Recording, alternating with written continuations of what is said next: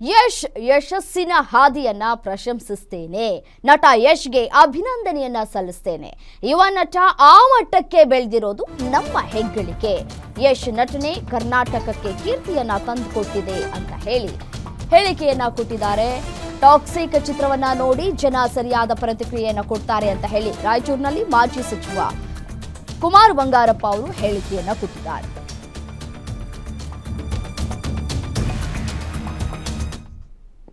ನಾನು ಯಶಸ್ ಅವರ ಯಶಸ್ಸಿನ ಹಾದಿಯನ್ನು ನಾನು ಪ್ರಶಂಸ್ತೀನಿ ಮತ್ತು ಅವರಿಗೆ ಅಭಿನಂದನೆ ಕೂಡ ಸಲ್ಲಿಸ್ತೀನಿ.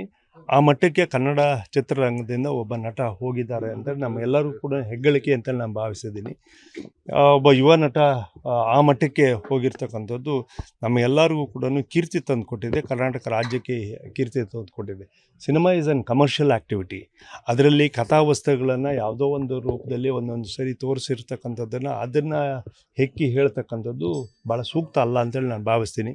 I think we need to see the full film and ಜನ ಅದಕ್ಕೆ ತಕ್ಕವಾಗಿರ್ತಕ್ಕಂಥ ಪ್ರತಿಕ್ರಿಯೆಯನ್ನು ಸಿನಿಮಾ ರಿಲೀಸ್ ಆದಾಗ ಕೊಡ್ತಾರೆ. Thank you. ನಾನು